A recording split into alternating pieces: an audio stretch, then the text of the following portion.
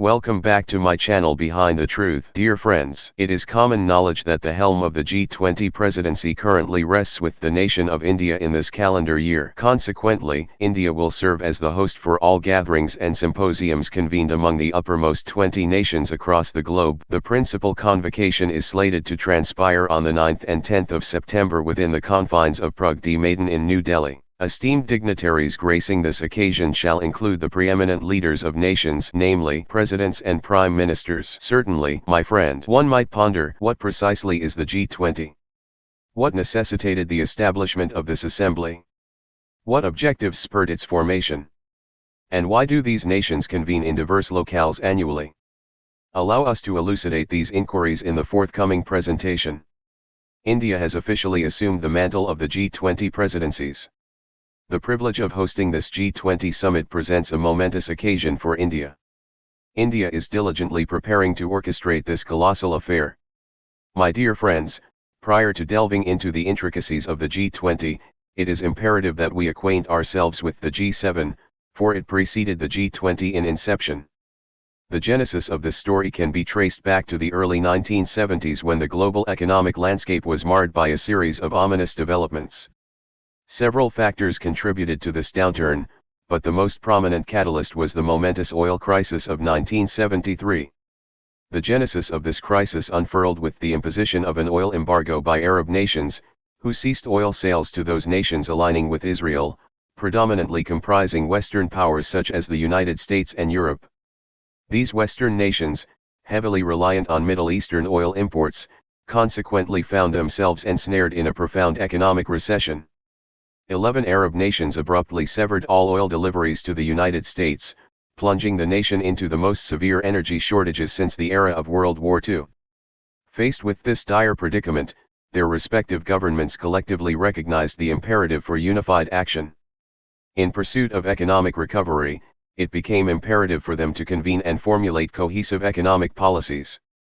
Consequently, a series of informal gatherings transpired at the White House in the United States, where the finance ministers of these nations convened. The genesis of this diplomatic discourse can be traced back to the early months of 1973 when the finance ministers of the United States, France, the United Kingdom, and West Germany initially assembled. Over the course of 2 years, Italy and Japan were subsequently integrated into this dialogue. Finally, in 1975, the inaugural meeting of the G6 came to fruition. This inaugural gathering marked the onset of formal discussions. Subsequently, in 1976, Canada joined the ranks, thereby transforming the G6 into the G7 consortium.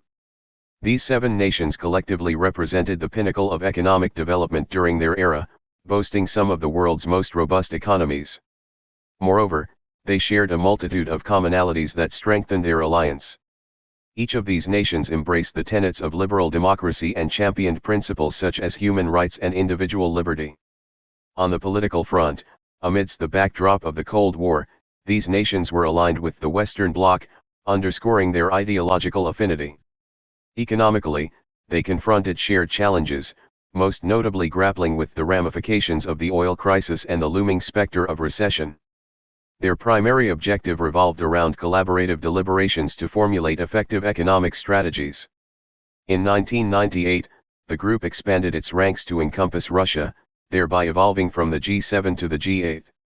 However, the geopolitical landscape shifted dramatically in 2014 when Russia's annexation of Crimea prompted its expulsion from the group. Consequently, the consortium reverted to the G7 designation. Turning our attention to the G20, its genesis can also be traced back to the crucible of economic crisis. The inception of the G20 can be attributed to the seismic event known as the Asian financial crisis of 1997. This catastrophic financial upheaval sent shockwaves rippling through nations like South Korea, Indonesia, and Thailand. It triggered widespread concern in the global markets, raising apprehensions that other Asian countries might harbor concealed vulnerabilities. While delving into the intricate causes of this crisis would veer us off course, it's worth noting the profound extent of its impact.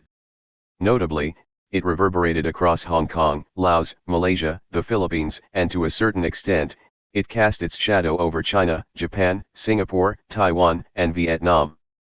In these afflicted nations, the precipitous depreciation of their currencies ensued, accompanied by a rapid escalation in unemployment rates, and even outbreaks of civil unrest. The following year, 1998, bore witness to Russia grappling with its own financial crisis, which subsequently led to its inclusion in the G7 fold. It was during this juncture that the G7 members collectively recognized the intensifying interconnectivity of the global landscape. Globalization had become so pervasive that the repercussions of crises in one nation resonated across borders, affecting other countries as well. Recognizing the imperative of fostering global economic stability and averting severe recessions, it became evident that concerted efforts with emerging economies were indispensable. Thus, on the 26th of September, 1999, amidst a gathering of G7 finance ministers, the G20 consortium was formally inaugurated. Within this newly formed coalition, developed nations extended an invitation to their developing counterparts. Yet, the pivotal question loomed: which countries should be included within the G20, and which ought to be excluded? The initial criterion established unequivocally retained the presence of G7 members as a non-negotiable element. Next, a pragmatic approach emerged as they considered the world's most substantial nations, those commanding the most substantial economies. In light of this, China, India, Brazil, South Africa, and Russia secured their place within the consortium. Furthermore, the search extended to encompass the most influential regional powers, recognizing the necessity for global representation spanning every corner of the world. To ensure a comprehensive representation across the globe, the inclusion process extended further. From Asia, Indonesia, and South Korea secured their positions. South America was represented by Brazil and Argentina, North America by Mexico, Oceania by Australia, and the Middle East by Saudi Arabia and Turkey.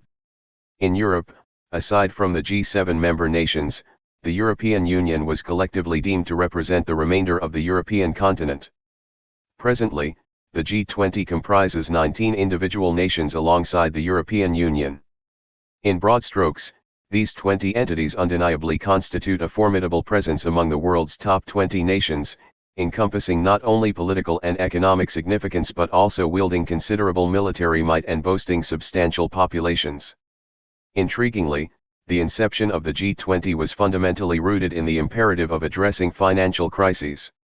Initially, the G20 gatherings exclusively played host to the participation of finance ministers and central bank governors from these member nations. This remained the prevailing norm for several years until the cataclysmic global financial crisis of 2008 thrust the world into a state of economic turmoil. As the dire signs proliferated, a somber declaration resounded: the signs were everywhere, but now it's official, we are in a recession. A pervasive erosion of confidence had set in, and substantial segments of America's financial apparatus teetered on the precipice of collapse, imperiling its stability. Subsequently, a sobering realization dawned upon these nations, prompting the need for more profound and consequential deliberations. It became apparent that the participation of not only finance ministers but also heads of state and government was imperative. Elevating the level of cooperation among all member nations was deemed essential to forestall potential future financial crises. Their shared ambition entailed injecting a staggering $4 trillion into the global economy, a concerted effort to reinvigorate ailing economies. Collectively, the G20 nations command an impressive 85% share of the global economic output. These countries collectively facilitate over 75% of global trade, underscoring their pivotal role in international commerce. Furthermore, a remarkable 2/3 of the world's population resides within their borders. Since 2008, the G20 summit has convened annually, with each iteration hosted by a different member nation.